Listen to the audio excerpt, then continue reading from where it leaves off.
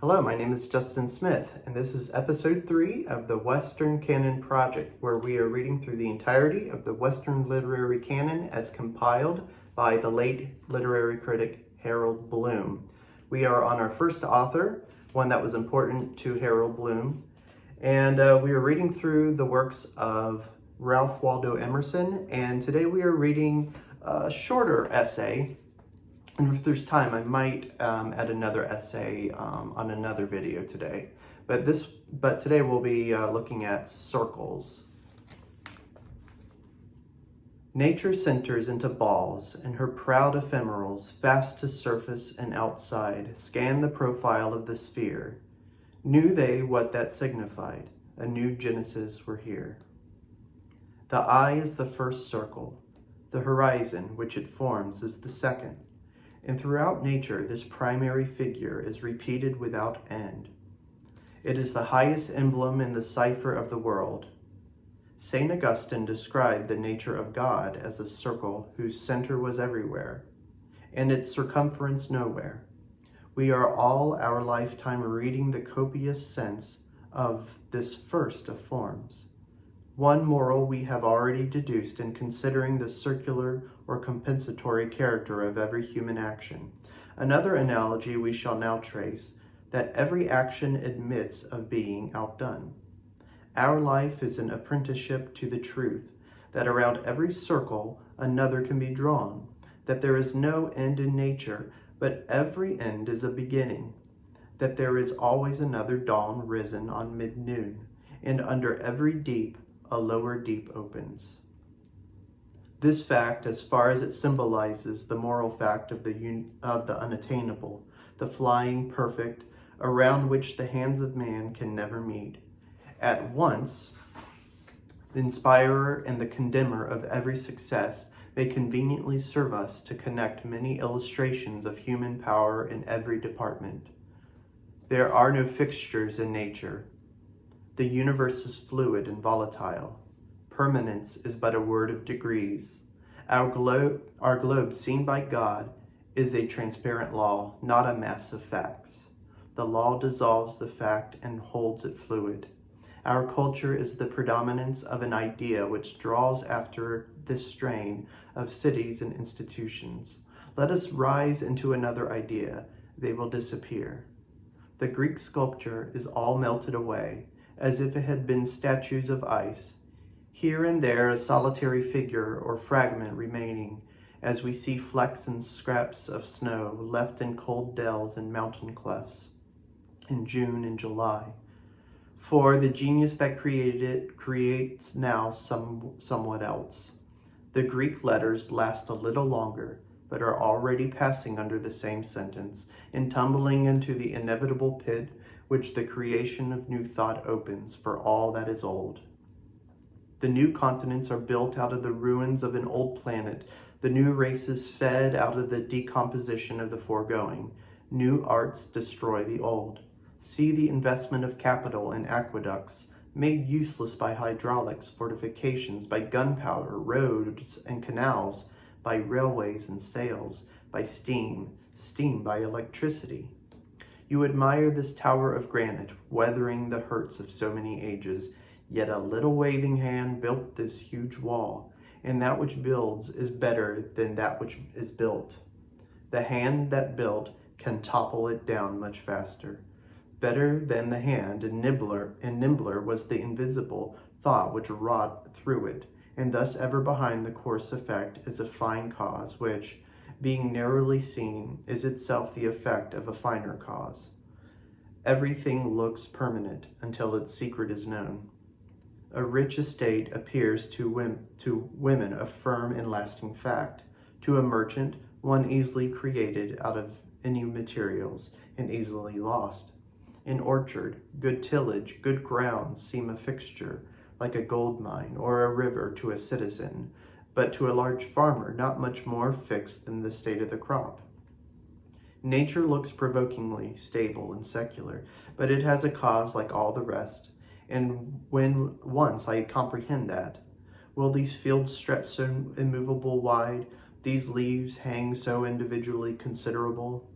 Permanence is a word of degrees. Everything is medial. Moons are no more bounds to spiritual power than bat balls. The key to every man is his thought. Sturdy and defying through the look, he has a helm which he obeys, which is the idea after which all his facts are classified. He can only be reformed by showing him a new idea which commands his own.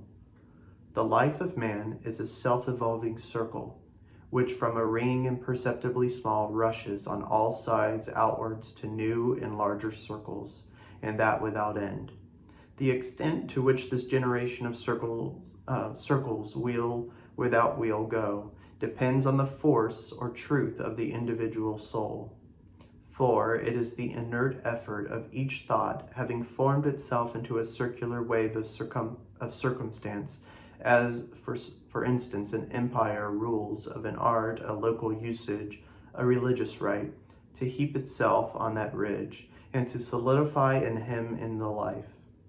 But if the soul is quick and strong, it bursts over that boundary on all sides and expands another orbit on the great deep, which also runs up into a high wave, with attempt again to stop and to bind. But the heart refuses to be imprisoned in its first and narrowest pulses. It already tends outward with a vast force into immense and innumerable expansions. Every ultimate fact is only the first of a new series.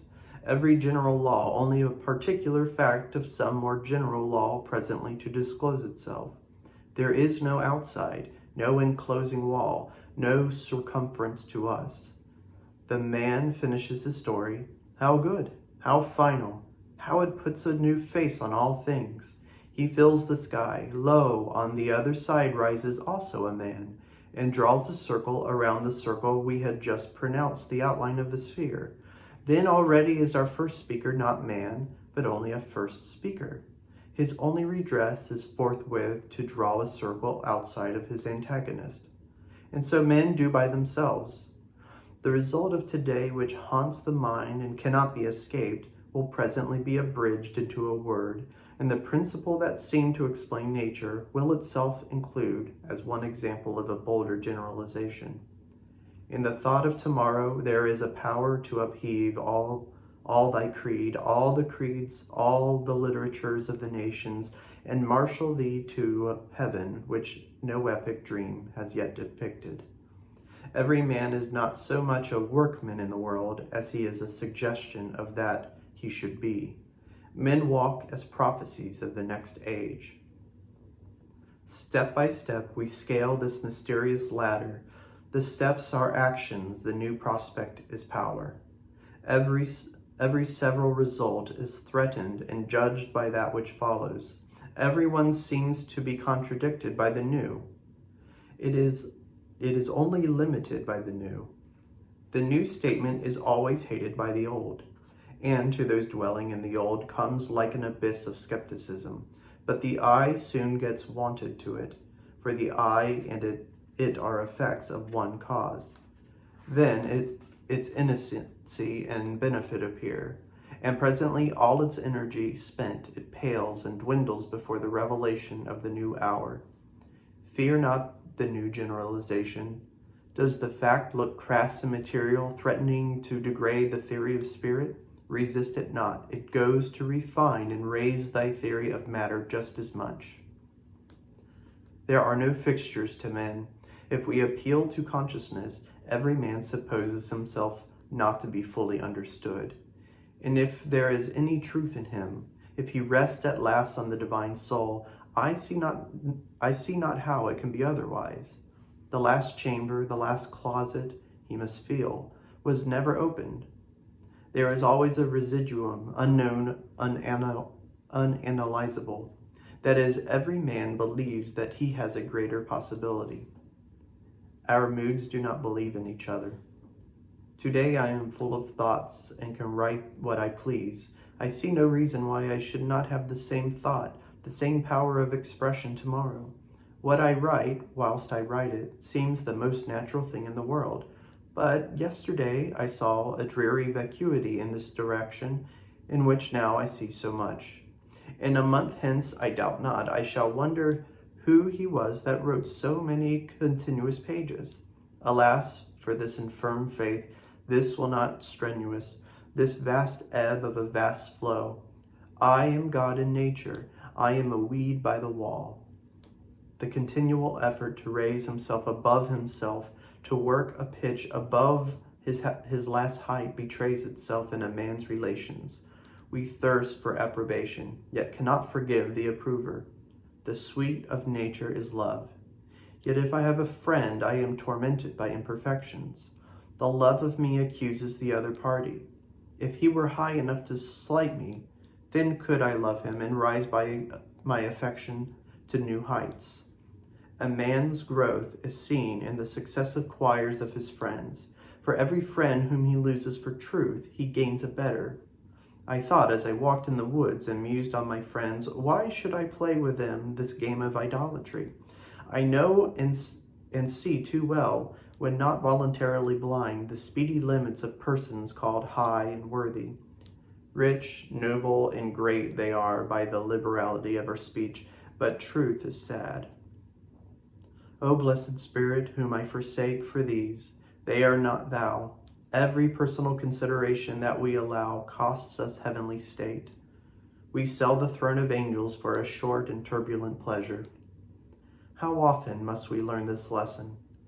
Men cease to interest us when we find their limitations. The only sin is limitation. As soon as you once come up with a man's limitations, it is all over with him. Has he talents? Has he enterprises? Has he knowledge? It boots not. Infinitely alluring and attractive was he to you yesterday, a great hope, a sea to swim in. Now you have found his shores, found it a pond, and you care not if you never see it again. Each new step we take in thought reconciles 20 seemingly discordant facts as expressions of one law.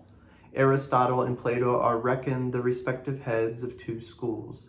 A wise man will see that Aristotle platonizes. By going one step farther back in thought, discordant opinions are reconciled by being seen to be two extremes of one principle, and we can never go so far back as to preclude a still higher vision.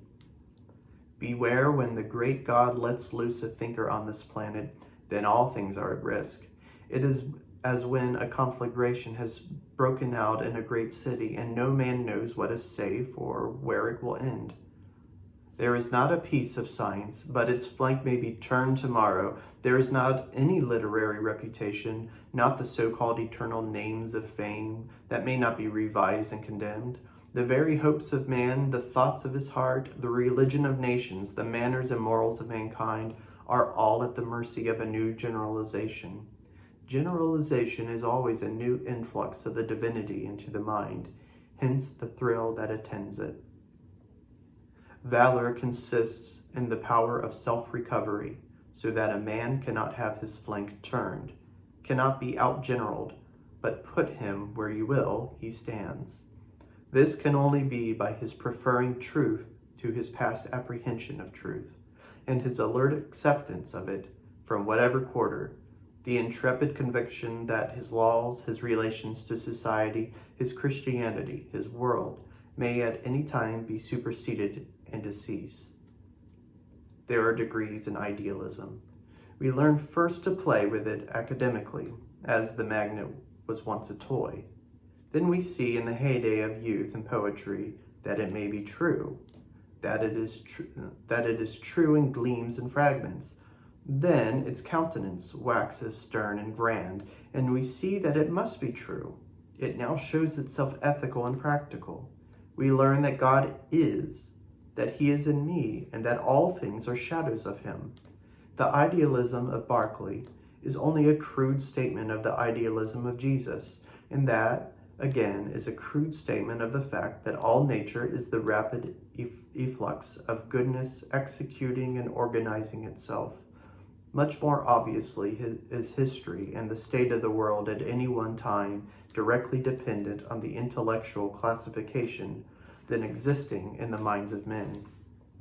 The things which are dear to men at this hour are so on account of these ideas which have emerged on their mental horizon, and which cause the present order of things as a tree bears its apples.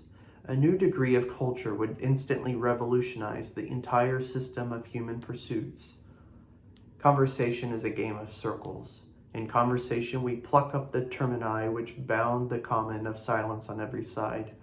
The parties are not to be judged by the spirit they partake, and even express under this Pentecost.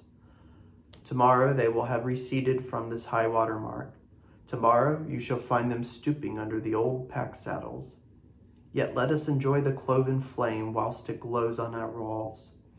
When each new speaker strikes a new light, emancipates us from the oppression of the last speaker, to oppress us with the greatness and exclusiveness of his own thought, then yields us to another Redeemer, we seem to recover our rights, to become men. Oh, what truths profound and executable only in ages and orbs are supposed in the announcement of every truth. In common hours, society sits cold and statuesque. We stand waiting, empty, knowing possibly that we can be full, surrounded by mighty symbols, which are not symbols to us, but prose and trivial toys. Then cometh the God, and converts the statues into fiery men, and by a flash of his eye burns up the veil which shrouded all things, and the meaning of the very furniture of cup and saucer, of chair and clock and tester is manifest. The facts which loomed so large in the fogs of yesterday, property, climate, breeding, personal beauty, and the like, have strangely changed their proportions. All that we reckon settled shakes and rattles, and literatures of cities, climates, religions leave their foundations and dance before our eyes. And yet here again see the swift circumscription. Good as is discourse, silence is better, and shames it. The length of the discourse indicates the distance of thought betwixt the speaker and the hearer. If they were at a perfect understanding in any part, no words would be necessary thereon. If at one in all parts, no words would be suffered. Literature is a point outside of our hodiernal circle, through which a new one may be described. The use of literature is to afford us a platform, whence we may command a view of our present life, a purchase by which we may move it. We fill ourselves with ancient learning, install ourselves the best we can in Greek and Punic, in Roman houses, only that we may wiselier see French, English, and American houses and modes of living. In like manner, we see literature best from the midst of wild nature, or from the din of affairs, or from a high region. The field cannot be well seen from within the field. The astronomer must have his diameter of the earth's orbit as a base to find the parallax of any star. Therefore, we value the poet. All the argument and all the wisdom is not in the encyclopedia or the treatise on metaphysics or the body of divinity, but in the sonnet or the play. In my daily work, I incline to repeat my old steps and do not believe in remedial force, in the power of change and reform. But some Petrarch or Ariosto, filled with new wine of his imagination, writes me an ode, or a brisk romance, full of daring thought and action. He smites and arouses me with his shrill tones, breaks up my whole chain of habits, and I open my eye on my own possibilities. He claps his wings to the side of all the solid old lumber of the world, and I am capable once more of choosing a straight path in theory and practice. We have the same need to command a view of the religion of the world. We can never see Christianity from the catechism, from the pastures from a boat in the pond, from amidst the song of woodbirds we possibly may. Cleansed by the elemental light and wind, steeped in the sea of beautiful forms which the field offers us, we may chance to cast a right glance back upon biography. Christianity is rightly dear to the best of mankind. Yet was there never a young philosopher whose breeding had fallen into the Christian church, by whom that brave text of Paul's was not specially prized? Quote, "Then shall also the Son be subject unto him, who put all things under him, that God may be all in all." End quote. That is from 1 Corinthians 15:28. Let the claims and virtues of persons be never so great and welcome. The instinct of man presses eagerly onward to the impersonal and illimitable, and gladly arms itself against the dogmatism of bigots with this generous word, out of the book itself. The natural world may be conceived of as a system of concentric circles, and we now and then detect in nature slight dislocations, which apprise us that the surface on which we now stand is not fixed but sliding. These manifold tenacious qualities, this chemistry and vegetation, these metals and animals, which seem to stand there for their own sake, are means and methods only, are words of God, and as fugitive as other words. As the naturalist or chemist learned his craft, who has explored the gravity of atoms and the elective affinities, who has not yet discerned the deeper law whereof this is only a partial or approximate statement, namely that like draws to like, and that the good which belong to you gravitate to you, and need not be pursued with pains and cost. Yet is that statement approximate also, and not final. Omnipresence is a higher fact, not through subtle subterranean channels, need friend and fact be drawn to their counterpart, but rightly considered, these things proceed from the eternal generation of the soul. Cause and effect are two sides of one fact. The same law of eternal procession ranges all that we call the virtues, and extinguishes each in the light of a better. The great man will not be prudent in the popular sense. All his prudence will be so much deduction from his grandeur. But it behooves each to see, when he sacrifices prudence, to what God he devotes it. If to ease and pleasure, he had better be prudent still. If to a great trust, he can well spare his mule and panniers, who has a winged chariot instead. Geoffrey draws on his boots to go through the woods, that his feet may be safer from the bite of snakes. Aaron never thinks of such a peril. In many years, neither is harmed by such an accident. Yet it seems to me that with every precaution you take against such an evil, you put yourself in the power of the evil. I suppose that the highest prudence is the lowest prudence. Is this too sudden a rushing from the center to the verge of our orbit? Think how many times we shall fall back into pitiful calculations before we take up our rest in the great sentiment, or make the verge of today the new center. Besides, your bravest sentiment is familiar to the humblest men. The poor and the low have their way of expressing the last facts of philosophy as well as you. Quote, blessed be nothing, end quote, and, quote, the worse things are, the better they are, end quote, are proverbs which express the transcendentalism of common life. One man's justice is another's injustice. One man's beauty, another's ugliness. One man's wisdom, another's folly. As one beholds the same objects from a higher point. One man thinks justice consists in paying debts, and has no measure in his abhorrence of another, who is very remiss in his duty, and makes the creditor wait tediously. But that second man has his own way of looking at things, asks himself, which debt must I pay first? The debt to the rich or the debt to the poor? The debt of money or the debt of thought to mankind, of genius to nature? For you, O broker, there is no other principle but arithmetic. For me, commerce is of trivial import.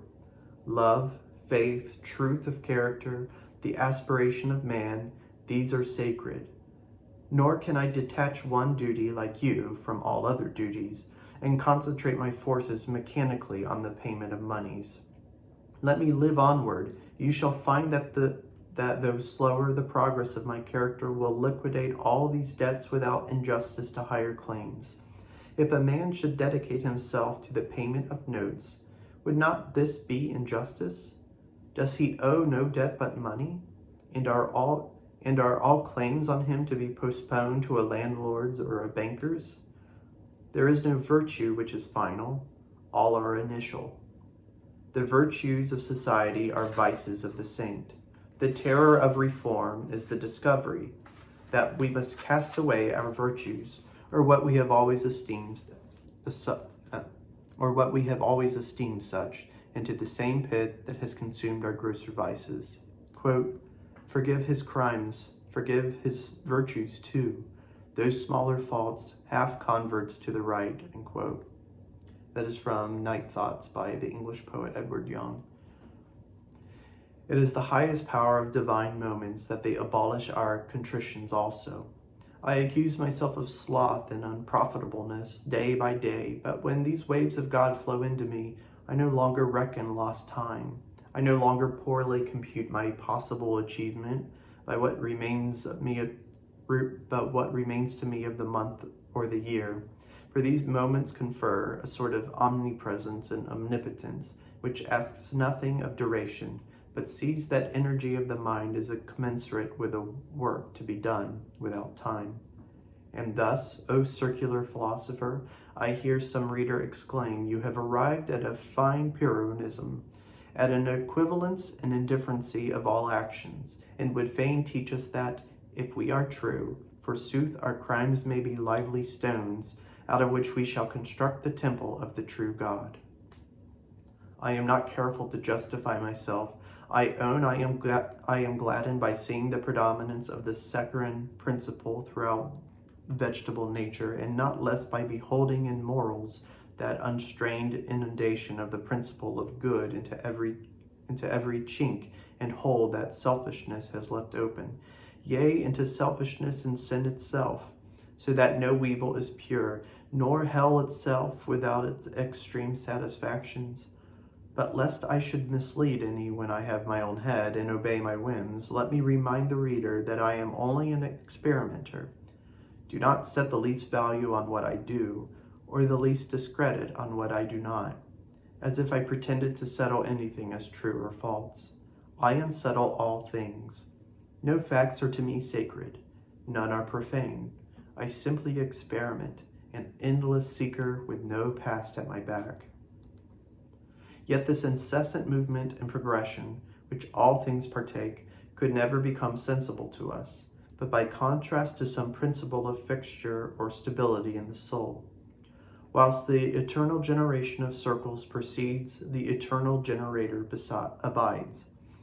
That central life is somewhat superior to creation, superior to knowledge and thought, and contains all its circles. Forever it labors to create a life and thought as large and excellent as itself, suggesting to our thought a certain development, as if that which is made instructs how to make it better.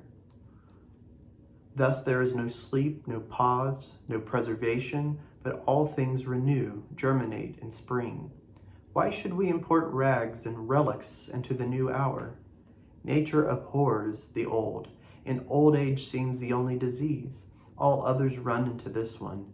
We call it by many names: fever, intemperance, insanity, stupidity, and crime. They are all forms of old age. They are rest, conservatism, approbation, inertia, not newness, not the way onward. We grizzle every day. I see no need of it. Whilst we converse with what is above us, we do not grow old, but grow young. Infancy, youth, receptive, aspiring, with the religious eye looking upward, counts itself nothing and abandons itself to the instruction flowing from all sides. But the man and woman of 70 assumes to know all. They have outlived their hope. They renounce aspiration, accept the actual for the necessary, and talk down to the young. Let them then become organs of the Holy Ghost. Let them be lovers. Let them behold truth. And their eyes are uplifted, their wrinkles smooth, they are perfumed again with hope and power. This old age ought not to creep on a human mind. In nature, every moment is new. The past is always swallowed and forgotten. The coming only is sacred. Nothing is secure but life, transition, the energizing spirit. No love can be bound by oath or covenant to secure it against a higher love. No truth so sublime, but it may be trivial tomorrow in the light of new thoughts. People wish to be settled. Only as far as they are unsettled is there any hope for them. Life is a series of surprises. We do not guess today the mood, the pleasure, the power of tomorrow when we are building up our being of lower states, of acts of routine and sense. We can tell somewhat, but the masterpieces of God, the total growths and universal movement of the soul, he hideth. They are incalculable. I can know that truth is divine and helpful, but how it shall help me, I can have no guess. For so to be is the sole inlet of so to know. The new position of the advancing man has all the powers of the old, yet has them all new. It carries in its bosom all the energies of the past, yet is itself an exaltation of the morning. I cast away in this new moment all my once hoarded knowledge as vacant and vain. Now, for the first time, seem I to know anything rightly. The simplest words, we do not know what they mean, except when we love and aspire. The difference between talents and character is adroitness to keep the old and trodden round, and power and courage to make a new road to new and better goals. Character makes an overpowering present, a cheerful, determined hour, which fortifies all the company by making them see that much is possible and excellent that was not thought of. Character dulls the impression of particular events. When we see the conqueror, we do not think much of any one battle or success. We see that we had exaggerated the difficulty. It was easy to him. The great man is not convulsible or tormentable.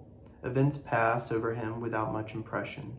People say sometimes, "See what I have overcome. See how cheerful I am. See how completely I have triumphed over these black events." Not if they still remind me of the black event. True conquest is the causing the calamity to fade and disappear as an early cloud of insignificant result in a history so large and advancing.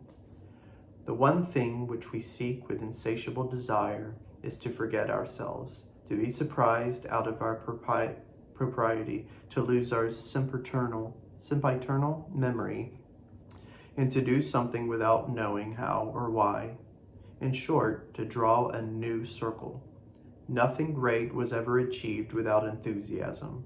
The way of life is wonderful. It is by abandonment. The great moments of history are the facilities of performance through the strength of ideas, as the works of genius and religion.